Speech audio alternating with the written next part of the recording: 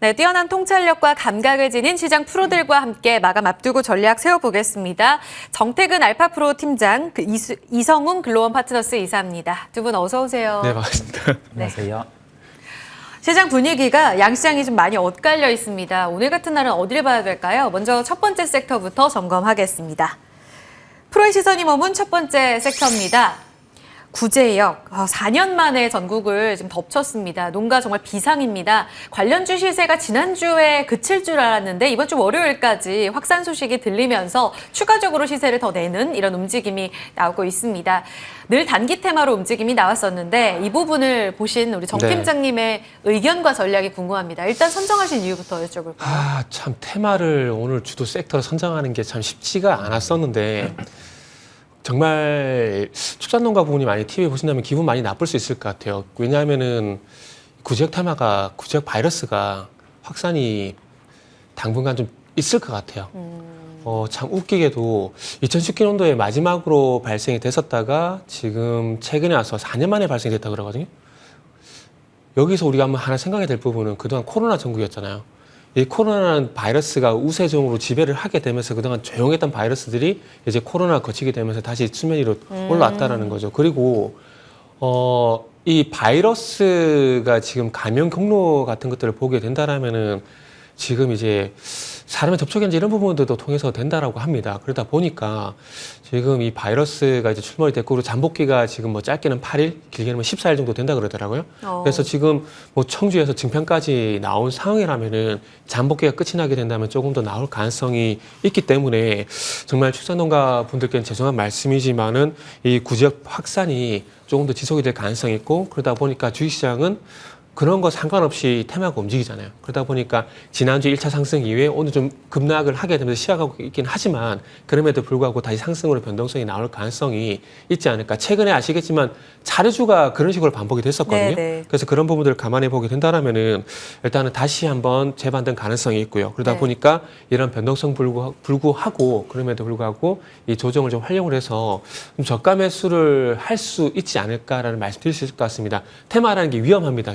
하지만 이게 무리하게 추익 매수를 하는 것들이 아니라 어떤 테마가 발생이 됐을 때 거기에 어떤 지속성에 대한 판단을 하고 그리고 난 다음에 어떤 가격에 대한 결정만 잘하게 된다라면은 충분히 매매가 가능하기 때문에 그런 차원에서 오늘 주도 섹터로서 좀 선정을 해봤습니다. 네, 지금 상황 자체는 굉장히 긴박하게 흘러가고 있는 것으로 확인이 되는데 우리가 주식 투자하면서 가장 늘 염두에 둬야 되는 게 이 재료와 시세는 또 분리해서 봐야 하는 거잖아요. 오늘 보면 대성 미생물 이 종목이 지난 금요일의 상한가 오늘 추가적으로 두 자릿수 상승률을 보이다가 2%가량 상승폭을 거의 반납합니다. 그리고 다른 쪽 동물의약품이나 방역 쪽은 다 하락으로 돌아섰고요. 대장주로만 좁혀가야 되는 거예요. 지금 시세를 주도하는 건 거의 대성 미생물이라고 봐야 되는 건가요? 일단 지금 질문 같은 경우 첫 번째 질문에서 거의 대답이 나온 것 같아요. 그러니까 지금 대성 미생물 같은 경우는 시장에서 탑픽으로 일단은 픽을 좀 한 것 같습니다. 항상 제가 방송을 통해서 말씀을 드리지만 대상은 저희가 결정하는 게 아닙니다. 시장에서 결정을 합니다. 그리고 이 구제역이라는 테마가 발생이 되게 되면서 대성 미생물이라는 종목이 이틀 연속 상한가 갔다라는 것들은 대성 미생물이 시장에서 대장주 역할을 한다라는 것들을 반증한다라 보시면 좋을 것 같아요. 근데 그 이유가 굳이 한번 찾아보게 된다라면은 그 4월 달에 조달청하고 이제 구제역 백신 이종 공급 계약 이력이 있더라고요. 그래서 아마 이런 것들 때문에 아마 대장주에 좀 부각이 되는 것 같습니다. 그냥 가벼워서 움직이는 게 아니라 이 같은 이슈도 같이 체크해 봐야 된다. 그렇죠. 그러니까 시장에서 항상 그냥은 없습니다. 그냥은 없고 분명히 주가를 이유는 이유가 분명히 있을 거거든요. 근데 그 이유가 지금 대성 미생물 같은 경우는 방금 말씀드렸듯이 그 정부 기관이죠. 조달청하고 이제 백신 계약이 있다 보니까 좀 움직인 것 같고요. 그리고 나머지 종목들 같은 경우는 뭐 대성 미생물 대비해서 상승폭이 뭐 하락으로 전환됐다고 하더라도 첫 번째 질문에서 좀 말씀을 드렸듯이 다시 재반등 가능성이 있다라고 보시면 될 것 같아요. 지금 1번 질문에서 말씀드렸듯이 지금 청주에서 증평으로 그러니까 충북하고 충남 쪽으로 확산이 될 가능성이 있기 때문에 다시 한번 시세가 나올 가능성이 있다라는 거죠. 그리고 이게 작년 그러니까 2022년, 2021년 계속 발생이 됐다라면은 이 테마 힘이 약하겠지만은 4년 만에 오랜만에 발생이 됐기 때문에 적어도 장기간은 아니더라도 한 달에서 한 달 정도 됐던 테마는 나올 가능성이 있다라는 것들이죠. 그리고 개인적으로 이제 뭐 이건 제 여담인데 제가 좀 전에 사람의 어떤 채취로도 이제 그 전염이 가능하다는 말씀인데 지금은 정부관리기관분들이 현장에 안 갔으면 좋겠습니다. 뭐 물론 위로를 해야 되고 가서 격려를 해야 되는 부분도 분명히 있겠지만은 그거는 잠시 미뤘다가 이게 좀 잠잠해지고 난 다음에 잠복기가 적어도 그러니까 첫 발생 이후에 2주간 보고 이 잠복기가 끝이 나고 난 다음에 확산 속도가 느리다면은 그때 가서 이제 격려라든지 뭐 이런 부분을 해도 상관이 없다고 판단이 되는데 지금은 자칫 이 서대 말씀드렸듯이 감염 경로가 사람이랑 채취한지 이런 움직임에서 이런 이동에서도 감이 되는 부분들이 있기 때문에 지금은 적어도 축산 농가에 안 가시고 좀 참았다가 2주가 지나고 난 다음에 잠복기가 끝났음에도 불구하고 확산 속도가 없다라면 그때 가서 좀 격려를 하시는 게 좋겠다는 말씀을 드리고 싶고 2주 뒤에 잠복기가 끝이 나고 난 다음에 추가 확산이 없다라는 부분이 확인되기 전까지는 아마 이 구제역 테마가 좀 변동성이 나오지 않을까라고 지금 현재 저는 생각을 좀 하고 있습니다. 알겠습니다. 감염 경로에 있어서 확실하게 우리가 네. 다 배제를 할 수 없기 때문에 조금이라도 살처분을 줄이기 위해서는 이게 지금 치료제가 없기 때문에 네네. 지금 백신이라는 것도 지금 백신을 이제 접종했다 그러는데 중요한 건 그러니까요. 이게 감염이 되고 난 다음에 백신 접종을 하게 되면 아무 의미가 없어요. 네, 백신이라는 네. 게 잘 아시겠지만 온천 차단하는 거잖아요. 그렇기 때문에 지금 치료제가 없는 상황이기 때문에 그만큼 더 위험하다는 거죠. 그러다 보니까 조금 정부 관리분들께서는 조금 이 방문하는 것들을 그래서 조금 자제를 했으면 한다는 말씀 드리고 싶은 거죠. 지금은 충청북도, 충청도에 국한되어 있지만 여기까지 더 확산이 될 가능성을 충분히 열어둬야 한다라는 말씀을 반복적으로 해주셨어요. 근데 이 구제역이 과거에도 여러 차례 발생했었잖아요. 이럴 때마다 사료주들의 움직임 같이 들썩이기 마련이었습니다. 네. 그런데 이번에는 좀 조용해요. 한일 사료 제외하고는 전체적으로 좀 파란불 들어와 있고 시세의 연속성도 좀 확인이 안 되는 모습입니다. 기존에 올라서예요? 이 이유는 어떻게 찾고 계세요? 아무래도 이게 먼저 반응하는 게 이 백신이라든지 그러한 요소들과 관련된 종목을 반응하고 뒤에 또 사료주들이 반응하곤 합니다. 네. 근데 그 이전에 이미 뭐 러시아 우크라이나 이슈, 그다음에 최근에 흑해 곡물 협정 그런 요인으로 주가들이 사료주들은 움직였다 보니까 그만큼 재료 무게가 쏠리고 시세가 났다가 지금 같은 경우는 새롭게 그 요인이 발생하다 보니 순환매 순서가 안 온 거죠. 그 정도로 보시면 되겠습니다. 그래요. 네. 그러면 조금 전 이제 정 팀장님께서는 네. 추가 확산 여부를 가능성을 굉장히 높게 보셨단 말이죠. 네. 아직 완전 안도할 수는 없다. 이성욱 이사님은 어떠세요? 보통 2주 그리고 또 한 달까지 확산 여부를 좀 더 명확하게 볼 수 있는 기간이 아직 남아있지 않습니까? 네. 근데 테마가 무서운 게 사실은 50대 50이잖아요. 네네. 발병이 될 수도 있고 확산이 될 수도 있고 그렇지 않을 수도 있고 네. 보수적인 전략적으로 보세요? 아니면 확산 여부 좀 더 열어놓고 봐야 된다고 보세요? 우선 종목들 시세가 나는 거 주가에 답이 있는 거죠. 이게 어떻게 될지는 모르는데 과거 사례나 이 바이러스의 특성을 비춰봤을 때는 장복기 기간을 놓고 보면 충분히 확산은 가능합니다. 예, 이 점을 생각을 하고 우리는 주식 관점에서 생각을 해보는 거죠. 자, 테마주는 여기에 놓고 이 테마를 하는데 반대급부로 봤을 때 이게 아예 초장기화는 되지는 않거든요. 네. 어느샌가 마무리가 되는데 그 관점을 놓고 그러면 실적에 대해서 기반이 있는 음식료 쪽 이런 요인으로 조정이 나오면 그쪽을 보는 것도 오히려? 하나의 방법입니다. 네. 그 부분 여쭤보려고 했거든요. 네. 오히려 그쪽이 대안이 될 수도 있다. 네. 그러니까 사실 테마가 늘 단기적으로 올라가기 때문에 더욱더 대응하기가 어렵다라는 이야기잖아요. CJ 제일제당이라든지 풀무원, 농심 이런 기업들 역시도 대체육 재료에 좀 더 관심을 갖고 사업을 키우려고 하고 있습니다. 이쪽이 길게 봤을 땐 대안이 될 수 있을지도 궁금하고 두 번째로 봤을 때 단기적으로 급등하더라도 맨 처음에 이제 구제역 발생하고 곡물 사료 그 다음으로 움직이는 쪽이 또 대체육이잖아요. 예를 들면 이번 구제역 발생에서는 육개주라든지 수산도 그 대안이 될 수 있을 텐데 오늘은 조용합니다만 이쪽으로의 시세 확산은 어떻게 보세요?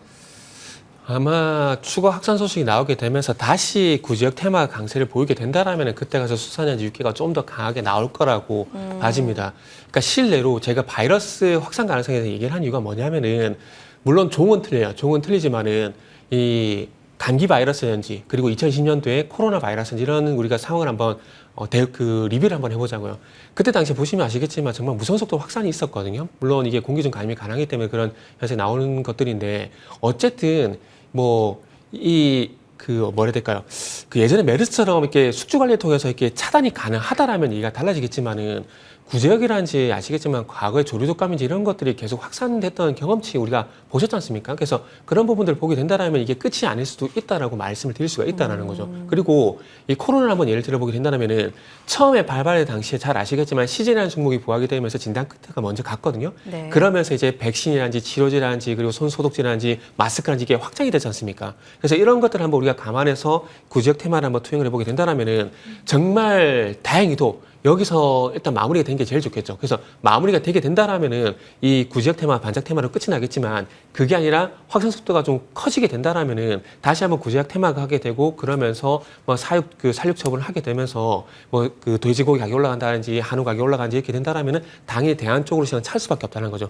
그렇게 갔을 때는 추후에 수산지 육계 쪽 같은 경우는 확장 범위가 있겠지만은 대체육 같은 경우 솔직히 반반입니다. 왜냐하면 대체육 같은 경우는 좀 시장이 그러니까 시장이 좀 커져야 되지 않을까 생각이 들거든요. 그렇기 때문에 대체육은 조금 지켜봐야 된다고 말씀드리고 싶고, 어쨌든 결론은 여기서 구제역 테마가 다시 한번 강세를 보이게 된다라면은 그 흐름에 따라서 대안을 추가적인 어떤 그 수혜주가 나타날 수밖에 없기 때문에 그때 가서는 아마 수산 육계도 같이 움직일 것 같다라는 말씀을 좀 드릴 수가 있을 것 같아요. 네, 알겠습니다. 그러면 추가 확산 가능성에 지금 계속 네. 포커스 맞추고 네네. 계시잖아요. 대장인 대성미생물 쪽으로 지금 봐야 된다고 보세요? 아니면 오늘 조정받는 쪽에 네. 다른 기회가 있다고 보세요? 대장은 잡기 힘들 겁니다. 잡기 힘들 거고, 그러다 보니까 조정이 나오는 종목들 중에서 좀 말씀을 드리고 싶은데, 네. 일단은 이글벳이라는 종목을 좀 말씀을 탑픽 드리고 싶어요. 이글벳, 네. 일단 대성 미생물이 아까 말씀했지만은 구제역 백신을 정부 조달청에 공급했던 이슈 때문에 일단 대장적으로 치고 나간 거거든요. 그러면은 축산 가구와 연관성이 있는 사업을 하는 쪽으로 좀 압축을 시킬 수밖에 없을 것 같아요. 그렇게 본다라면은 다음은 이글벳이 2등주가 되지 않을까 생각이 드는데, 이 회사에서 나온 그 소독제 글루타사이드라는 게 있어요. 이게 균이라든지 바이러스를 박멸하고, 이 바이러스인 게 참 웃긴 게 생명체로 들어가게 되면 잡기가 너무 힘들지만 공기 중이라든지 인체 접촉을 하기 전에는 사멸시키기가 쉽습니다. 네. 그러다 보니까 균이라든지 바이러스 박멸하는데 이 소독제가 쓰이고 있고요. 그리고 예. 이 축산기구 소독에 또 글루타사이드라는 이 이글벳 제품이 현재 사용이 되고 있는 상황들이기 때문에 네. 그래서 한번 관심을 가지시면 좋지 않을까 생각이 들고, 이 네. 제품 같은 경우는 이제 국내 동물약품업체 최초로 중국 시장에도 정식 등록되어 있는 상황이기 때문에 이런 것들을 감안해서 이글벳을 한번 보시면 좋지 않을까 생각을 하고 있습니다. 그래서 일단은 이제 뭐 목표가 같은 경우는 한 7,500원 정도 높게 좀 보고 있습니다. 왜냐하면은 이 이글벳이 지난주에 변동성이 상당히 컸었거든요. 네. 그래서 그런 거 감안해서 결정을 했고요. 손절가 같은 경우는 6,050원 제시하도록 하겠습니다. 네, 손절 라인도 잘 보셔야 될 것 같아요. 6,050원입니다. 목표 주가는 지난 금요일 고점은 넘어설 것으로 봅니다. 7,500원으로 제시되면서 이글벳 조정 시 매수 관점 참고해 보시기 바랍니다. 첫 번째 마무리 짓고요. 두 번째로 가겠습니다. 두 번째 프로의 시선이 머문 곳은 계속해서 고점에서 잘 가는 쪽이죠. 바로 임플란트주입니다. 과연 2분기에도 이 같은 시세 분출이 이어질 수 있을까?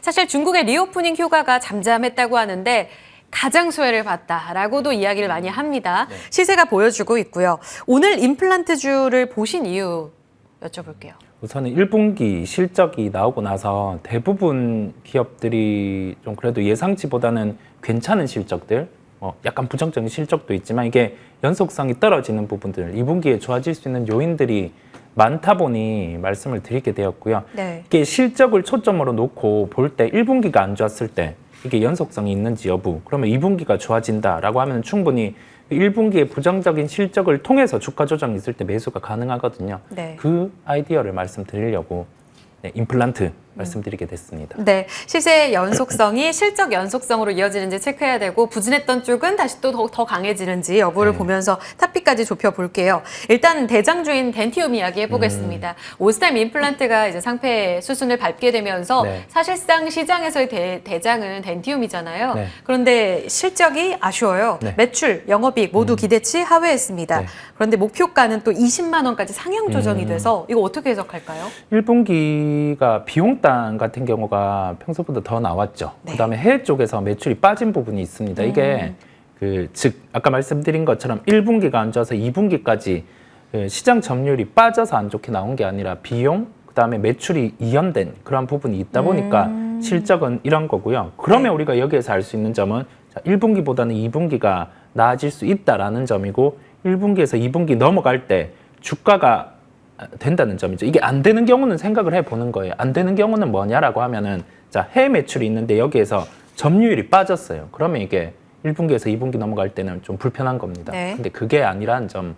그래서 목표가 같은 경우는 이제 더 높게 나온 거죠. 오, 네. 2분기가 개선될 거다. 이게 다 반영된 주가는 아니라는 거죠. 여기서 추가적인 업사이드가 분명히 있다는 거죠. 네. 알겠습니다.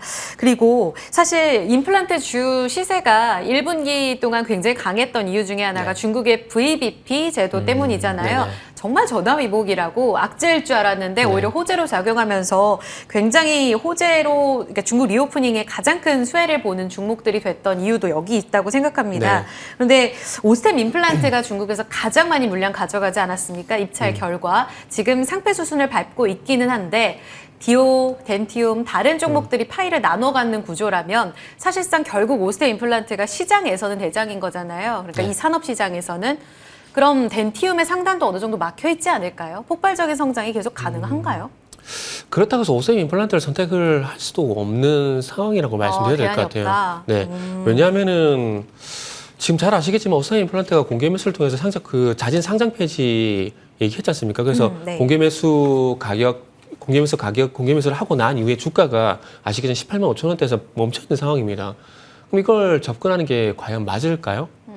그러니까 매수를 했다가 상장 폐지가 되게 되면 이거 누가 책임져요? 아무도 이거 투자자 본인이 책임져야 되는 거거든요. 그렇죠. 오스템 임플란트로 이제 투자를 하고 싶다가 아니라 덴티움도 성장에 한계가 네네. 있지는 않을까 이런 측면이요.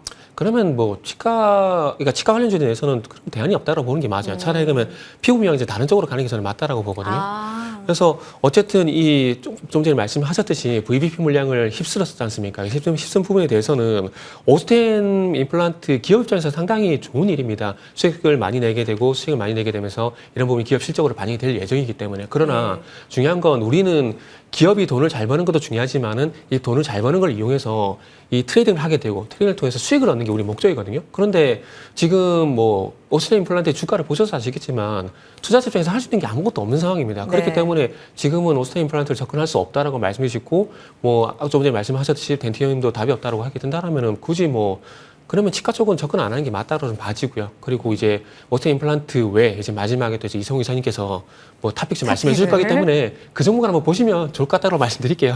그러면은 이제 임플란트 관련해서 올라온 종목들 네. 안에서는 크게 업사이드가 높진 않다.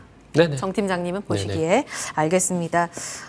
이성우 이사님, 사실 지금 스위스에 본사가 네. 있는 스트라우만 같은 경우에는 압도적인 1위잖아요. 전 네. 세계 점유율. 네. 물론 우리가 중국의 리오프닝 효과를 추가적으로 더 기대하고 있기는 합니다만 네. 스트라우만 대비로 봤을 때 우리 국내 임플란트주가 싸다라는 이야기가 많지 않습니까? 네. 우리의 경쟁력 감안해서 어느 정도나 멀티플 상향 가능한 거예요? 이게 비교를 하자면 자, 스트라우만이 있고 우리나라 업체들이 있는데 이 구조가 좀 다릅니다. 달라요? 이 다른 게 왜냐면 그 1등 업체 같은 경우는 그만큼의 멀티플을 받는 거고 나머지 업체들 같은 경우는 이 정도의 매출 대비 이익이 나와지는 구조, 그 시장 안에서 그 정도의 점유율을 가져가야지 멀티플을 받을 수 있는 거거든요. 그렇다 보니까 우리가 그 잣대를 비교해서 스트라우만이 그 정도의 밸류를 받으니까 우리나라 업체들이 이 정도 받아야 된다. 예, 뭐 굳이 그렇게는 안 보겠고요. 포인트는 네. 그 포인트예요. 그러니까 자, 딱 단적으로 해외 매출 비중 얼마, 로컬 매출 비중 얼마, 그거를 놓고 비교를 해보면 어느 정도의 멀티플을 줄지 답이 나오는데 자, 그러면 여기에서 키가 있는 거죠. 네. 자, 우리나라 로컬에서 이제 해외 쪽에 매출 비중이 늘어나는 기업, 그거를 찾는 게 좀 더 편하다고 보입니다. 우리가 좀 매출 파이를 가져올 수 있는 그런 잠재력은 네네. 충분히 있다고 보시는 거고요. 네, 뭐 있죠. 기술력이 있으니까 네, 그렇습니다. 그렇게 또 탑픽을 추려 오셨을 것 같아요. 네. 하나만 더 여쭤보고 탑픽 네. 가겠습니다. 정 팀장님 지금 의료기기 안에서도 임플란트 쪽은 상당히 갈 만큼 갔다라고 말씀하셨잖아요. 근데 미용 뷰티 쪽으로는 또 강한 시세를 보여주는 종목들이 많습니다. 비올이라든지 이성우 이사님께서 예전에 주셨던 비올이라든지 클래시스 다 실적 잘 나오고 잘 가잖아요. 이쪽도 네. 같은 시각으로 보세요? 아니면- 일단은 서두에 말씀하신 것이 살짝 정정만 하고 좀 말씀드릴게요. 네. 그쪽에 아예 답이 없다라는 것이 아니라 어차피 오스템 임플란트가 못 가게 된다라 오스템 임플란트가 답이 안 되게 된다라면 다른 것도 또 답이 없다는 말씀을 드리고 싶은 것들이고 하지만 그렇다고 해서 뭐 덴티엄이나 다른 종목들을 하지 말라는 것들이 아니라고 말씀을 다시 좀 정정을 좀 하도록 할게요. 그래서 꼭 오스템 임플란트 접근하는 것들이 아니라 덴티엄인지 다른 그러니까 오스템 임플란트의 어떤 그 후광 효과 이런 것들도 분명히 있기 때문에 그래서 덴티움이라든지 지금 자막에 나오고 있는 오스코텍이라든지 이쪽으로도 충분히 대안으로 선택을 할 수 있다라고 좀 정정을 좀 하도록 하겠습니다. 자, 그리고 이제 피부 미용 의료 쪽으로 좀 보게 된다면은 상당히 효자라고 좀 말씀드려야 될 것 그렇죠. 같아요. 무슨 얘기냐면은 지금 이제 글로벌 엔데믹 전환을 하게 되면서 이게 아이러니컬하게도 지금 바이오 헬스케어 어떤 수출이 감소를 하고 있습니다. 그러니까 실내로 그 수출입 동향을 참고를 해보게 된다면 3월달 같은 경우는 바이오 헬스가 36% 감소를 했고요. 그리고 4월달 같은 경우는 18% 마이너스를 기록하게 되면서 역성장을 하고 있거든요. 근데 이 절대적인 수치만 보게 되면은 접근하면 안 되겠다라고 좀 볼 수가 있지만 이게 제가 서두에 말씀드렸지만 아이러니컬하고 말씀드린 것들이 이게 기존에 우리가 그 팬데믹 때 이 수출을 많이 했던 것들, 뭐 진단키트 같은 의약품의 수출이 줄어들고 그 자리를 피부 미용기 같은 이런 업체들의 수출로 지금 대체가 되고 있다는 겁니다. 그러다 보니까 어찌 보면은 이 피부 미용기가 조금 효자 역할을 하고 있다는 볼 수가 있고 이쪽으로는 접근해도 된다는 말씀을 좀 드리고 싶어요. 그래서 그 2023년 1분기 같은 경우는 이 피부 미용 의료기가 전년 동기 대비해서 8%가량 성장했거든요. 그 다른 것들은 18%, 30% 마이너스가 될 때 8% 성장했기 때문에 상당히 잘하고 있다고 볼 수가 있을 것 같고요. 그래서 뭐 대표적으로 잘 아시겠지만 루트노닉이라든지 그리고 클래시스라든지 뭐 원텍이라든지 이런 종목들이 현재 실적 성장이 계속 이루어지고 있는 상황들이기 때문에 지금 이런 종목들이 또 어쨌든 실적 성장이 계속 지속이 될 거기 때문에 지금 조정에 놓여 있지 않습니까? 그래서 이런 것들을 조금 지켜보시다가 조정 시 매수를 한번 해보시면, 그러니까 지금 당장 접근은 아니고요. 조금 더 긴 호흡으로 조정을 좀 더 활용하자라고 말씀을 좀 드리도록 할게요. 네, 의료기기 큰 범주 안에서 임플란트와 미용은 조금 분리해서 보셔야 될 것 같아요. 계속해서 임플란트 쪽 안에 기회 보고 계시는 이성웅 이사님의 탑픽 가겠습니다. 어느 종목인가요? 우선 우리가 임플란트, 그러니까 뭐 교정 이런 경우를 예를 들면 딱 교정을 하고도 틀어지는 경우가 많아요. 많아요. 이게 치아 외에 다른 구조도 봐야 되는데 그게 쉽지 않았거든요. 그런데 그 특정 업체의 기기 같은 경우는 이제 교정을 하고 얼굴의 뼈를 볼 수 있고 그리고 나서 교정 후까지 이제 볼 수가 있거든요. 시뮬레이션이 돌릴 수가 있다고요? 그 업체랑 저희가 관련 있는 건 아니고 세부적인 설명을 하기 위해. 그런데 그렇다고 하면 이게 판매가 시작되고 그리고 나서 이제 해외 매출이 올라오는 경우에는 실적이 좋아지는 거겠죠. 그게 레이라는 기업입니다. 우리가 레이 페이스, 그러니까 아까 말씀드린 내용처럼 이 구조를 볼 수 있는 거거든요. 그렇다 보니까 추후에 이제 뭐 틀어짐이라든지 그런 요인을 방지를 할 수 있어요. 예, 그런 특성이 있고 실제 중국에서 매출이 발생을 하고 있는 상황인데 1분기가 실적이 안 좋았습니다. 왜냐하면 이게 그 매출 부분의 인식이 2분기로 밀렸기 때문에 그렇거든요. 그렇다 보니 오늘이 금요일에 실적 발표를 하고 시간으로 좋지 않았음에도 불구하고 오늘 시가는 뭐 그 정도 이상으로 시작을 했습니다. 네. 이게 특성입니다. 해외 매출 발생. 그다음에 1분기 실적이 좋지 않았음에도 불구하고 이게 연속성이 2분기까지 이어지지 않는 부분. 이런 걸 찾아서 매매에 대입하면 괜찮거든요. 2분기 사상 최대 분기 실적 경신 가능성 높게 보시는 건데 네네. 거기서 피크아웃은 아니고요. 네, 그렇습니다. 왜냐하면 이게 그 장비의 매출이 발생을 하고 뒤에 이게 뭐 소모품이나 그런 요소가 발생을 하는 건 아니에요. 미용기기가 아니니까. 그런데 이 업체 같은 경우는 하고 찍고 사용을 하면은 이제 계속 좀 단계 사용을 하게 되는 그러한 구조다 보니까 매출이 한번 발생하는 그 구조부터는 연속해서 이제 나오는, 예, 그렇게 보시면 됩니다. 네, 똑똑한 투자자들이 오늘 또 매수에 나서는데 TP로 봤을 때 증권가 45,000원 나오거든요. 어느 정도까지 보시는 거예요? 전 우선 전고점을 보고 있습니다. 짧게는 전고점을 먼저 보는 거고요. 네. 이익 대비 2분기에서 4분기를 발라서 대입을 해보면 뭐 45,000원 정도는 가능하기는 합니다. 네. 하지만 우리는 가깝게 뭐 전고점을 먼저 보는 걸로 하고 네. 목표가는 39,500원을 먼저 제시해 드리고요. 손절가는 3만 원을 제시했는데 이 가격은 우리가 뭐 기술적 기준으로 60일선을 깨는 가격. 그러면 우리가 지금 바라보는 그 시나리오가 어긋났을 때 이 정도 가격으로 조정이 나오는 겁니다. 그렇다 보니까 손절가는 3만 원으로 놓고 보시면 되겠습니다. 네, 1분기 영업 기준 적자 전환했는데도 불구하고 5일선 지금 지켜가면서 35,000원까지 상승이 나오고 있습니다. 39,500원 목표가, 손절 라인은 3만 원 기술적으로 잘 기억해 주시고요. 2분기 사상 최대 실적 이후에도 연속성 기대하겠습니다. 탑픽 레이까지 들어봤습니다. 프로의 시선 마무리할게요. 정태근 팀장, 이성웅 이사와 함께했습니다. 감사합니다. 네, 감사합니다. 네.